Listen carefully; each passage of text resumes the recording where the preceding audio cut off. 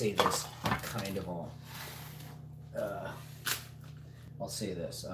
When you have a plan, right? Like let's say you start a garden, and you have an idea to get this much or to grow this many tomato plants or flowers or castor beans or whatever you're growing.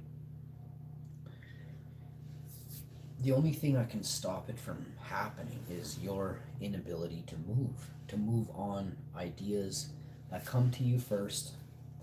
It may not be, unless you're super impulsive and you don't think at all. Like when an idea comes to you first, you've thought about this. So it's come to you, you've had many thoughts, you've ran it in your mind, and then you put it to work, right? You put that idea in motion, you make it happen. Lots of people have a lack of vision to get the blueprints drawn in your head to just get going. So for me, for me, what I do, I'll make sure that my blueprints are fairly sophisticated and sophisticated enough that I'm happy with the final product. I'm not a beginner grower, so I'm always looking at the sophisticated way of growing anything. Like I don't want to just grow it. I want to grow it to its full potential. I learn about it. I review my findings. I review how the plant's environment used to live, where it was, where it came from, and then I'll work with those findings.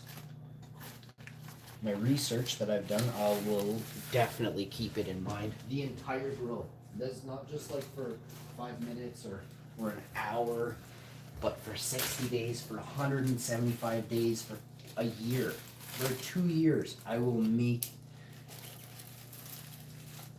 always keep in mind the best, where it came from, what it liked. It doesn't mean it can't change or it can't morph a little. But let's say it's in zone 1, you can't grow it in zone 4. I'll try to grow it in zone 4, right? So, there's the zone thing. I never liked the zone thing for cannabis. Well, there isn't really. I mean, I guess there's a zone for cannabis regarding like tropicals and mountainous variations, but tropicals will probably like it a little wetter, and mountainous will like it a little drier, a little cooler. Probably hit them with a lot more UVs.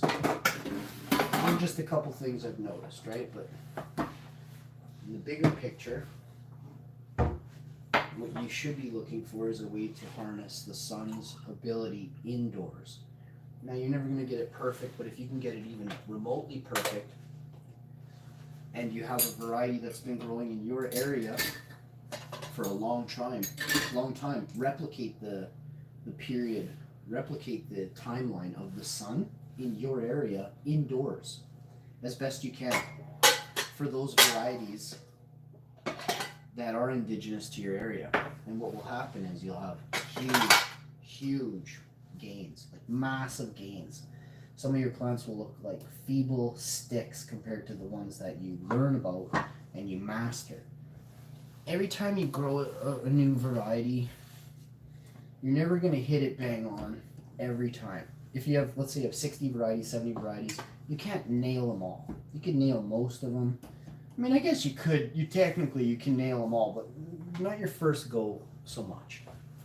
So, if you're trying to nail them all, don't, because that doesn't work like that. What you should be doing is doing testing. And testing means 3-gallon pot, 5-gallon pot, 7-gallon pot, 10-gallon pot, and so on. And then you do like differences inside the pots, whether it be soil mediums or